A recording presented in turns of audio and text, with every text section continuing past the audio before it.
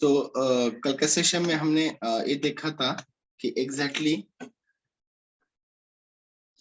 If क्या होता है। ठीक है, कंडीशनल स्टेटमेंट को हमने स्टार्ट किया था।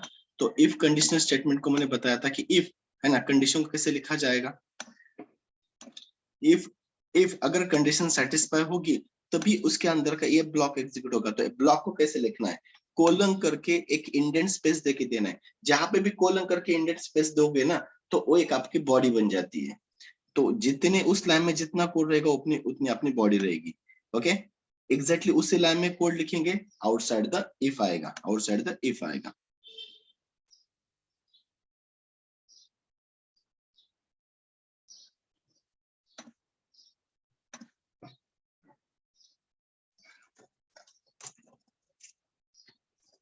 ओके, तो ये हमारा इफ होता है। कंडीशन ट्रू होगी तभी इसके अंदर जाएगा वन लाइन, सेकंड लाइन और ये थर्ड लाइन एग्जीक्यूट करेगा। बट सेकंड लाइन में हमने इफ की कंडीशन दी है और एक नेस्टेड इफ। अगर ये कंडीशन सेटिस्फाई होगी तभी इस इफ के अंदर का ए वाला पार्ट एग्जीक्यूट होगा। अगर ये पार्ट एग्जीक्यूट होगा, ट्रू होगा, तभी ये एग्जीक्यूट होगा। अगर ये कंडीशन फॉल्स होगी तो इसके अंदर नहीं जाएगा बट नेक्स्ट लाइन तो कंटिन्यू करेगा, क्योंकि देखो ये बाहर वाली इफ के अंदर है। तो बाहर वाली इफ के अंदर है तो ये सेम लाइन में काम करेगा। If a is greater than b, अगर ये कंडीशन सेटिस्फाई होगी और ए और बी मेरा यहाँ पे है तो ये तीन लाइन एग्जीक्यूट होगा ही होगा कैसे भी। बट सेकंड लाइन में इफ है, ये एग्जीक्यूट होगी लाइन, बट ये ट्रू होगी तभी उसके अंदर की लाइन एग्जीक्यूट होगी, क्योंकि ये इसकी बॉडी है। अब इसके अंदर जो कोड लिखा है वो इस वाले इफ का है। तो जहां पे बॉडी लिखना है कोलन करके लिखना है। ठीक है, और यहाँ पे इंडेंट स्पेस बहुत इंपॉर्टेंट है। आगे पीछे एक्स्ट्रा आप दोगे तो ये उसको कंसिडर नहीं करेगा। अगर ऐसे बाहर लिखोगे है ना, एक ऐसे लिखे तो भी नहीं चलेगा। बाहर लिखना है सीधा इसके लेवल में आना चाहिए, तो इंडेंटेशन लेवल ये इंपॉर्टेंट है। ठीक है, ओके, प्रैक्टिस करोगे धीरे धीरे समझ में आ जाएगा। चलो, हमने इफ देखा था, ठीक है, कंडीशनल स्टेटमेंट में। ठीक है, और भी हमें कंडीशन नेक्स्ट देखना है, if else and nested if else. ठीक है, और ये दो देखने सिंपल एकदम। मैं इसको कमेंट्स में डाल देता हूँ। ठीक है, ओके, तो मैं आपको बाद में यही फाइल सेंड कर दूंगा। अब मैं फिर से लिख रहा हूँ। अब मुझे देखना है if else conditional statement. If else कब यूज करना है ध्यान में रखना है। इफ एल्स हम कहते हैं ना, अगर ये नहीं होगा तो ये करना है। मतलब दो ऑप्शंस होते हैं हमारे पास और दोनों में से एक ऑप्शन को हमें चूज करना ही है, मतलब सिलेक्ट करना ही है या एग्जीक्यूट करना ही है। तीसरा ऑप्शन मेरे पास नहीं होगा, दैट टाइम हमें यूज करना है इफ एल्स स्टेटमेंट को। अब इफ एल्स कैसे काम करेगा, इफ एल्स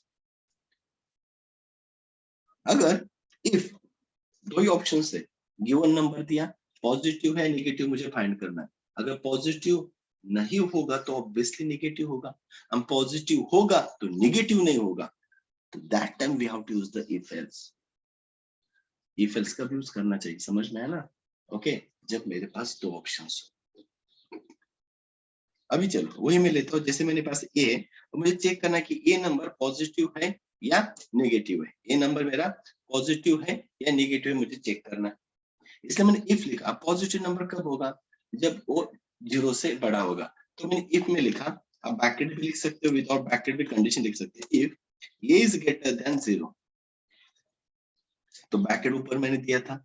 ब्रैकेट भी लिखोगे तो भी चलेगा, नहीं लिखोगे तो भी चलेगा, बट लिखना चाहिए ताकि ज्यादा कंफ्यूजन नहीं होगा आपको। ठीक है, इफ, हाँ, इफ लिखा हमने, इफ ये ग्रेटर देन 0 है ना, ये कंडीशन लिखा है मैंने कि अगर ये ए की वैल्यू 0 से बड़ी होगी तभी पॉजिटिव होगा, नहीं तो नेगेटिव होगा। तो इफ ए ग्रेटर देन 0 तो कोलन लिखना है और उसकी बॉडी लिखनी है। सो ए ग्रेटर देन 0, ए ग्रेटर देन 0। ठीक है, तो मैं यहाँ पे लिखूंगा प्रिंट गिवन नंबर को मुझे प्रिंट करना है, ए को मुझे प्रिंट करवाना है। ए की वैल्यू प्रिंट किया, उसके आगे मुझे मैसेज भी देना है। तो हम डायरेक्टली ऐसे नहीं लिख सकते ए इज अ पॉजिटिव, ऐसे नहीं लिख सकते हो। तो हमें यहाँ पे ना नंबर ऑफ द पैरामीटर्स देने होते हैं। जैसे मैंने वेरिएबल लिखा है तो ए की value as it is display होगी। उसके बाद मुझे सेकंड वो स्ट्रिंग लिखना है ना आगे वाला, तो उसमें कॉमा देना है। याद रखना, जब भी आपको मल्टीपल वेरिएबल्स लिखने हैं, वेरिएबल के साथ स्ट्रिंग लिखनी है, हमेशा कॉमा देना समझ में आया? क्योंकि प्रिंट एक फंक्शन है ना, और फंक्शन के अंदर हम पैरामीटर भेजते हैं, तो कॉमा कॉमा करके सेपरेशन करना होता है। तो ए की वैल्यू भी प्रिंट होगी और उसके आगे ये मैसेज भी आएगा। लेट्स सी, अब मैं सेव करता हूँ। ओके, बट अगर ये कंडीशन फॉल्स होगी, मतलब ये 10 से बड़ा नहीं है, मुझे बताओ, ऑब्वियसली 0 से बड़ा नहीं है, तो 0 से छोटा होगा, है ना? दूसरा एक ही ऑप्शन बचता है ना, 0 से बड़ा नहीं मतलब 0 से छोटा होगा, और 0 से छोटा है मतलब ये नेगेटिव होगा।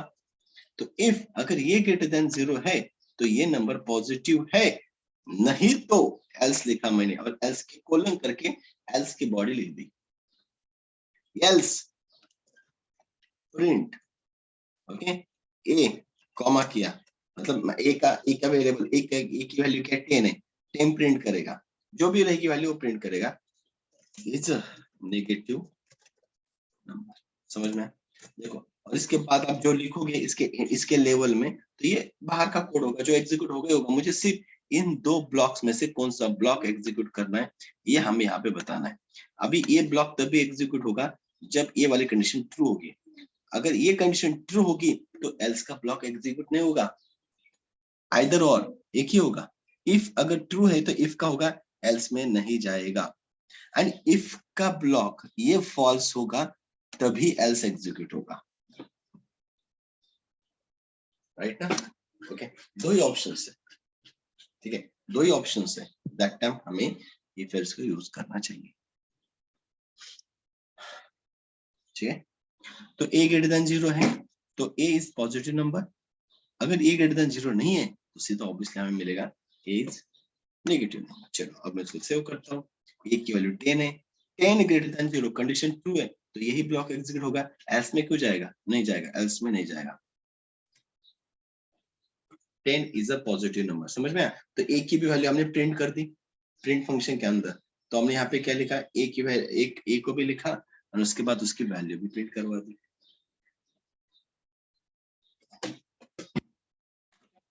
तो ये हमारा हो जाता है फिर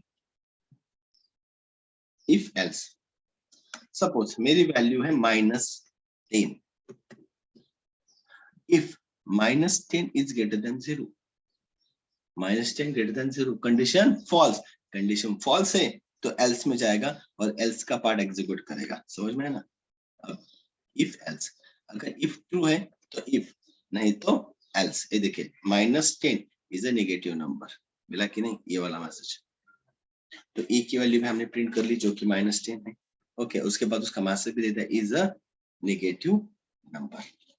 तो इफ एल्स का भी यूज करना है जब दो ही ऑप्शंस हो, दो ही ऑप्शंस हो, that time we have to use if else, ठीक है? गिवन नंबर इवन है ऑड है, दो ही ऑप्शंस हो गए ना, अगर इवन नहीं होगा तो ऑड होगा, इवन होगा तो ऑड नहीं होगा, राइट? ओके, सो ये होगा हमारा इफ एल्स, ठीक है? एक ही ब्लॉक एग्जीक्यूट करेगा।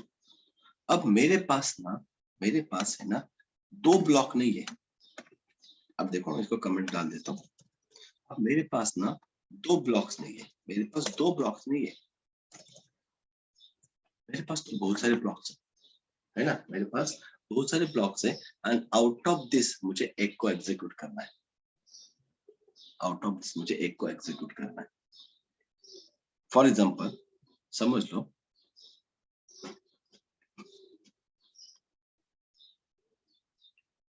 मैं एग्जांपल देता हूँ फॉर द बेटर अंडरस्टैंडिंग, ठीक है? अब समझ लो कि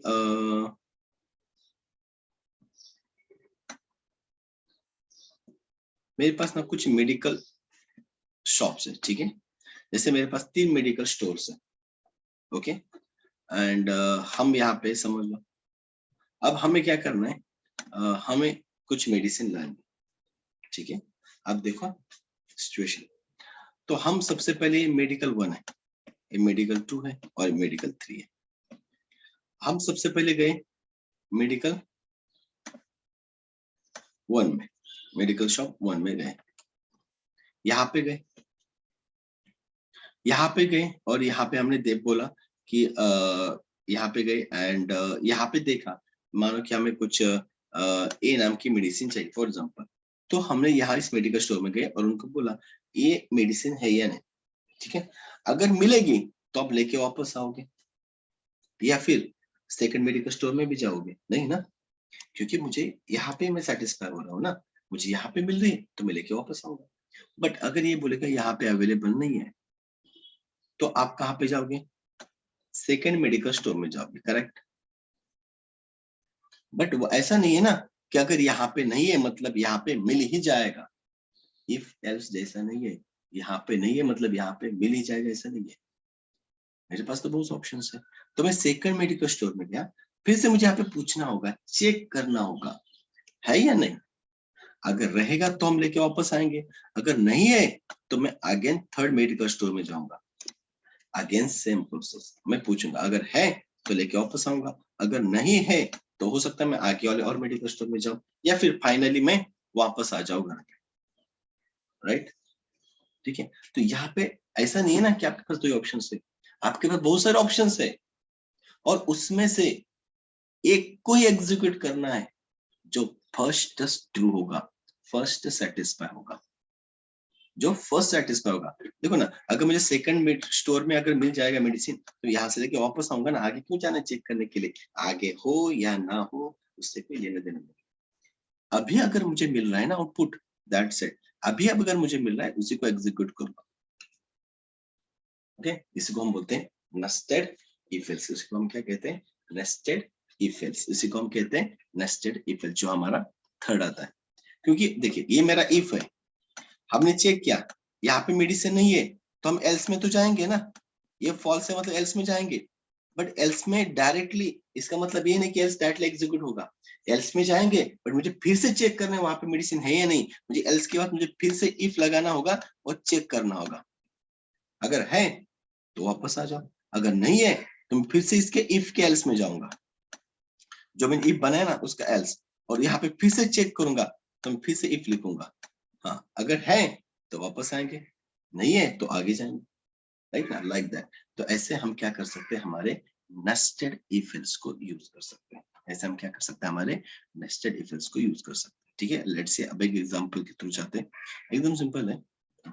अब जैसे कि मेरे पास अब कुछ वैल्यूज है, ठीक है, ऐसे मैंने दे दिया, जैसे 20 है, c इज इक्वल टू 30 है, राइट ना। तो तीन वेरिएबल्स है, कंडीशन आपको कुछ भी हो सकती है, जैसे मैंने बोला if a equal to b for example, ऐसे मैंने बोला कि अगर a इक्वल टू b है कोलन, तो उसकी बॉडी देखो, इंडेंट स्पेस देखिए, ठीक है, सेम। तो मैंने यहाँ पे लिखा सपोज ऐसे कि समझने के लिए कि this is block 1, this is a block 1, ठीक है। और भी कुछ कोड हो सकता है आपका, ठीक है। बट अगर a is equal to b रहेगा तो ये मुझे आउटपुट मिलना चाहिए, मुझे ये आउटपुट मिलना चाहिए, ठीक है। बट ये कंडीशन फॉल्स होगी तो हम जाएंगे एल्स में।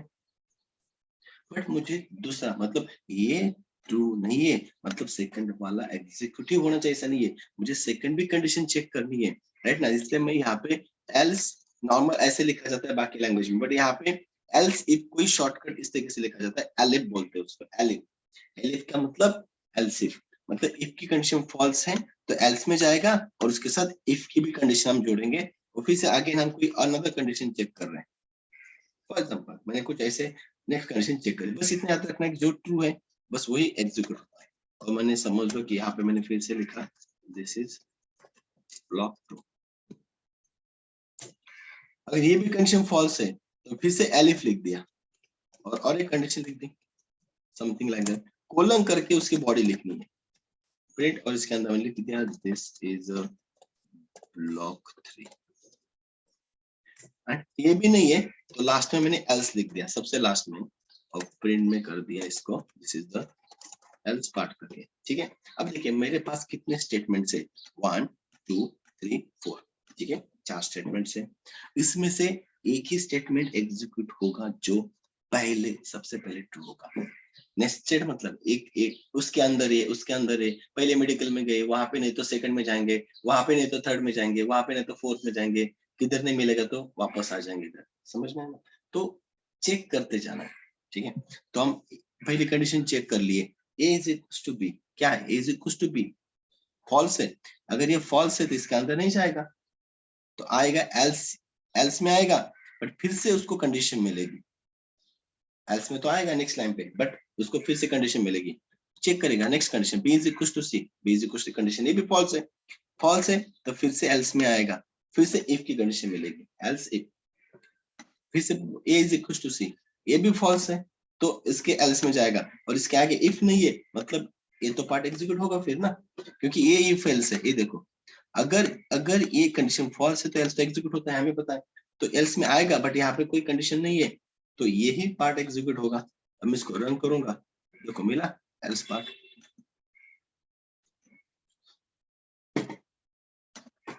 यहाँ पे क्या ए B20 C20, पहले कंडीशन चेक किया A is equal to B, condition false है, फॉल्स है तो एल्स में आएगा, फिर से इफ कंडीशन, फिर से इफ कंडीशन, फिर से चेक करेगा b is equal to c, b is equal to true है, ट्रू है तो बस इसी को एग्जीक्यूट करेगा, इसी के अंदर जाएगा, जो भी पार्ट एग्जीक्यूट करेगा, एल्स में नहीं जाएगा, क्योंकि एल्स में तभी जाता है जब इफ कंडीशन फॉल्स हो। अब ये तो ट्रू हो चुका है तो आगे क्यों जाए, ठीक है, तो यही ब्लॉक एग्जीक्यूट करेगा, तो यही तो है नेस्टेड इफ एल्स का फंडा, कि जो पहले ट्रू मिलेगा उसी को एग्जीक्यूट करो, क्योंकि हम उधर ही सेटिस्फाई हो रहे हैं ना, ऐसे सिचुएशन में उसको यूज करना है जब हमें आगे जाने की जरूरत नहीं पड़े। आप किसी मॉल में गए और मॉल में आपको कोई शू, वहां पे 5-6 शूज के शॉप है, तो आप पहले शॉप में गए, शूज आपको खरीदना था, तो वहां पे चेक किया, अगर आप उधर ही सेटिस्फाई हो जाते हो, आपने बाय कर लिया, तो आगे शॉप में क्यों जाओगे, है ना। तो जहां पे भी हमारा हमारे कंडीशन जहां पे भी हम सेटिस्फाई हो रहे हैं, बस उसी को एग्जीक्यूट करना, this is the nested if else. अब हो सकता है कि ऑल कंडीशन देखो सेटिस्फाई कर दी, ठीक है, ऑल कंडीशन सेटिस्फाई हो रही है, राइट ना, ओके, तो आप मुझे चैट बॉक्स में बता सकते हो कि इसका आउटपुट क्या है, यस, सिर्फ बता दो, block 1, block 2, block 3, else part, sir सिर्फ ब्लॉक 1 आएगा नहीं, सर सिर्फ एल्स पार्ट आएगा नहीं, सिर्फ ब्लॉक 2, जो भी आपको लगता है कि आउटपुट क्या आएगा वो आपको बताना है, यहाँ पे तो ऑल कंडीशन आर सेटिस्फाइड, ठीक है, then what will get the output,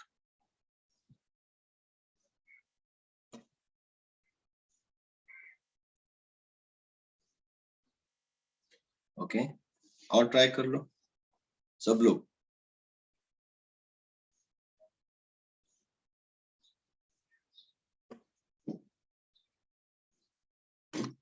okay,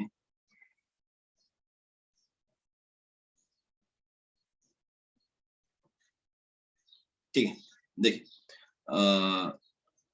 जैसे ये देखिए मुझे ऑल कंडीशन सेटिस्फाइड, ठीक है, बट हम यहाँ से शुरुआत करेंगे ना, पहले इस ब्लॉक को चेक करेंगे, A is equal to B, condition true, condition true है तो यही पार्ट एग्जीक्यूट होगा, कंडीशन ट्रू है तो यही पार्ट एग्जीक्यूट होगा, ये पार्ट एग्जीक्यूट होगा तो एल्स में क्यों जाएगा, एल्स में तो कब जाता है जब इफ की कंडीशन फॉल्स हो, अब तो इफ की कंडीशन ट्रू हो चुकी है ना, तो ये एग्जीक्यूट करेगा, एल्स में जाएगा ही नहीं, राइट है, तो आगे चेक ही नहीं करेगा चाहे कंडीशन ट्रू है या फॉल्स है, उसे पहले नहीं देना, क्योंकि हम पहले भी यहाँ पे ट्रू हो चुके हैं ना, तो देखो दिस इज द ब्लॉक हुआ, यही आप पार्ट आएगा, आपके पास 4 मेडिकल स्टोर है, आप मेडिकल मेडिसिन लाने पहले मेडिकल स्टोर में चले गए, पहले मेडिकल स्टोर में चले गए, वहां पे आपको मेडिसिन मिल गई, लेके वापस आओगे या फिर से दूसरे में भी जाओगे लेने के लिए, क्यों जाओगे, तो पहले में आप मिल रहा है ना, तो वहां से वापस आओगे, नेस्टेड इफ चेक करते जाना है, जहां पे ट्रू मिलेगा उसी को एग्जीक्यूट करना है, अब एक बार एग्जीक्यूट होगा तो आगे है ही, देखो ना, और मेडिकल स्टोर में टैबलेट्स अवेलेबल है,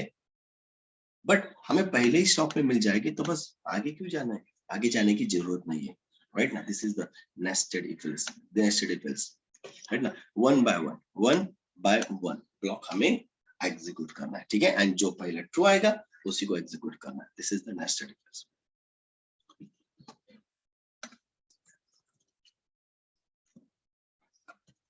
इसको कमेंट में डाल दिया, ठीक है, अब फॉर एग्जाम्पल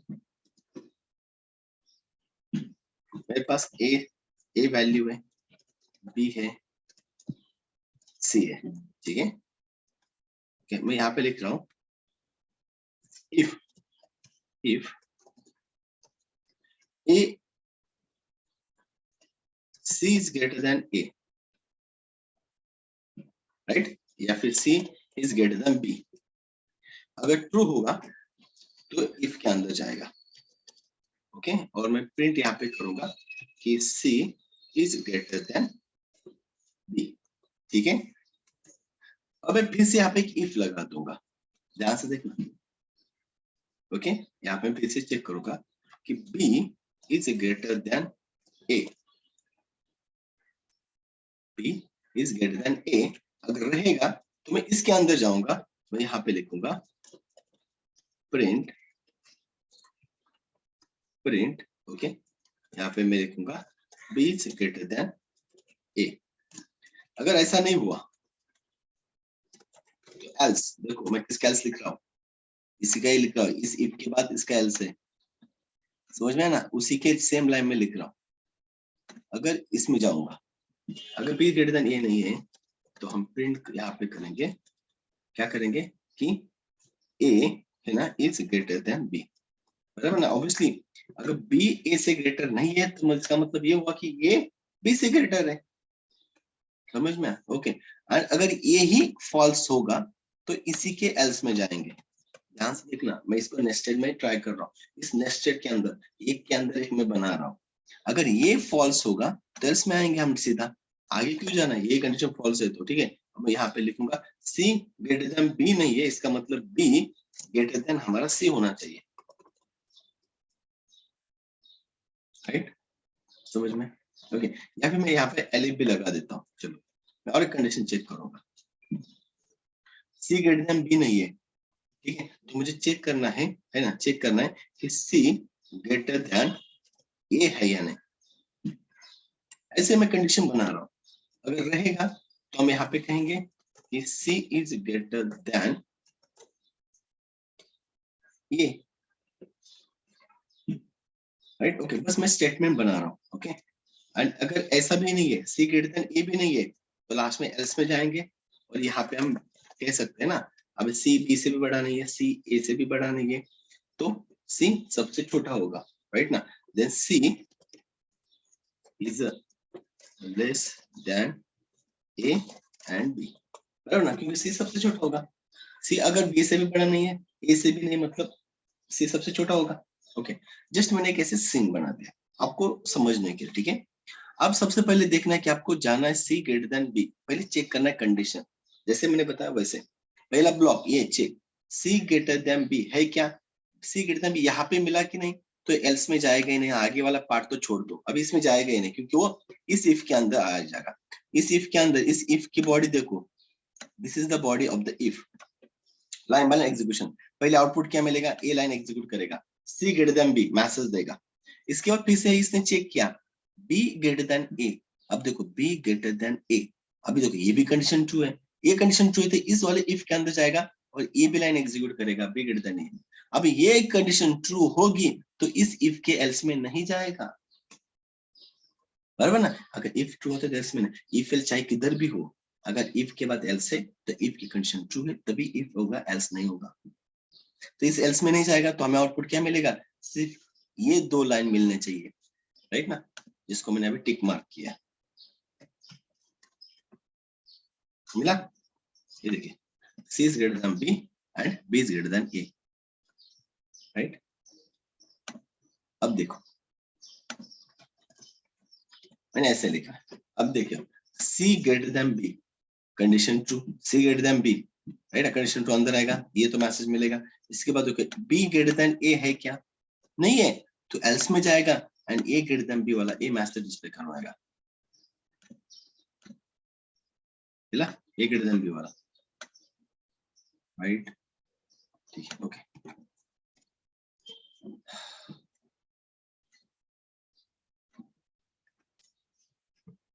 अब इस तरीके से, अब C ग्रेटर देन B है क्या, नहीं है, इधर ही कंडीशन फॉल्स है, इधर फॉल्स है तो किस में आएगा, एल्स में आएगा, कहाँ पे आएगा, एल्स में, क्योंकि इफ कंडीशन फॉल्स है एल्स।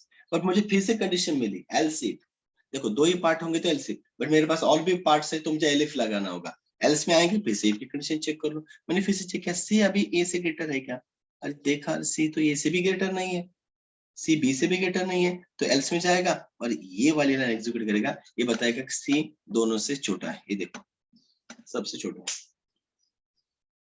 नेस्टेड इफ एल्स, समझ में, इफ के अंदर एलिफ, तो चाहे कहां पे भी लिखो, इफ लिखो एल्स इफ लिखो, जो मैंने बताया वही फंडा फॉलो करना है। इफ चेक करना है, ट्रू है तभी नेक्स्ट, ट्रू है तभी नेक्स्ट, मतलब ट्रू है तो वही ब्लॉक एग्जीक्यूट करेगा, एल्स में नहीं जाएगा। जैसे मैंने मेडिकल शॉप का एग्जांपल दिया, उसको भी आप सामने रख सकते हो। जब भी आपको नेस्टेड इफ एल्स आता है, जो ट्रू मिलेगा उसी को एग्जीक्यूट करना, एल्स में नहीं जाना। Okay, line by line part को एग्जीक्यूट करना है, तब आपको ये नेस्टेड इफ एल्स आ जाएगा, right? Clear? Okay, so if else, nested if else, these are the conditional statements. These are the conditional statements.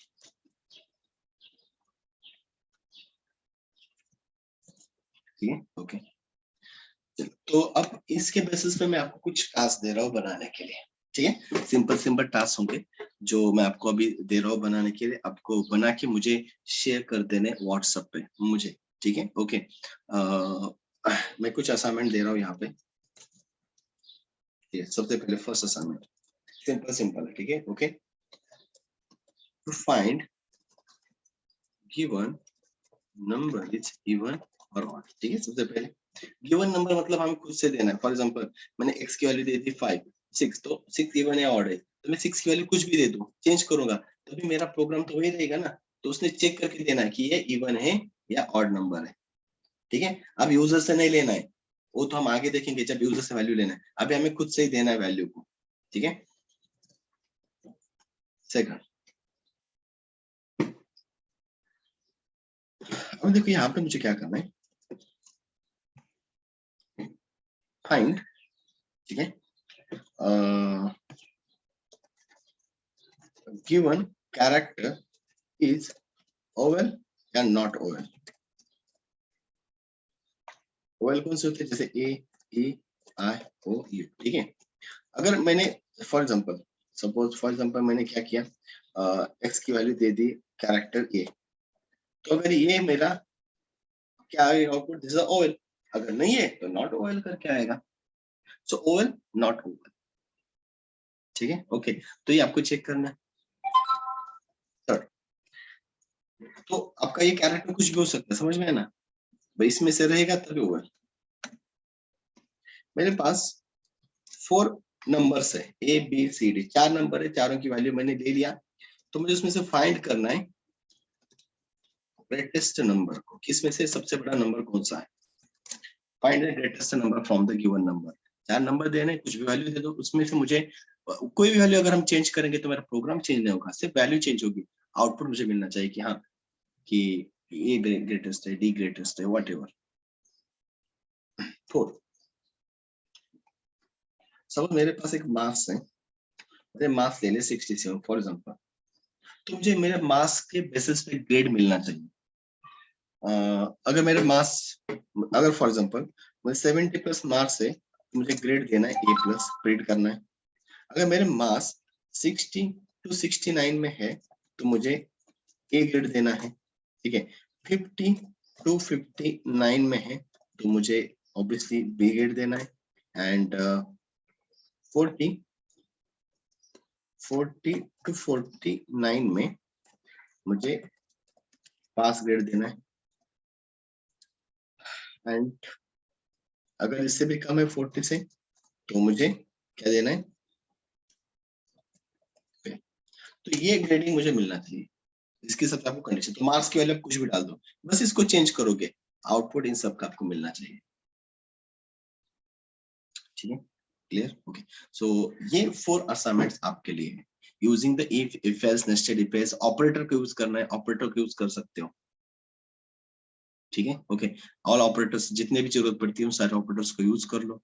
Condition if लगा दो, इफ एल्स लगा दो, नेस्टेड इफ एल्स लगा दो, जो भी जरूरत पड़ेगी उनको यूज करना है, सबको मिलके यानी इन 4 असाइनमेंट्स को आपको कंप्लीट करना है।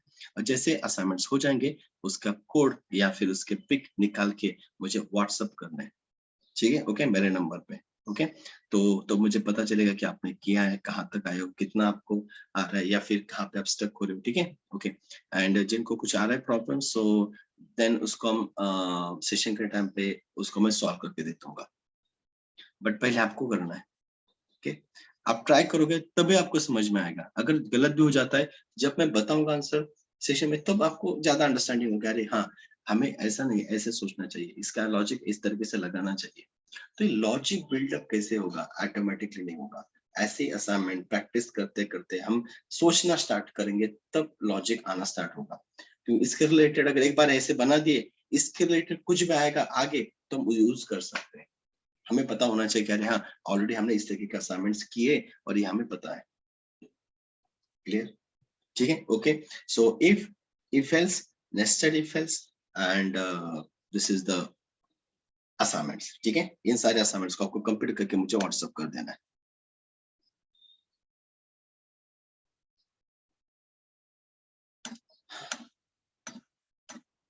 ओके, चलो। एंड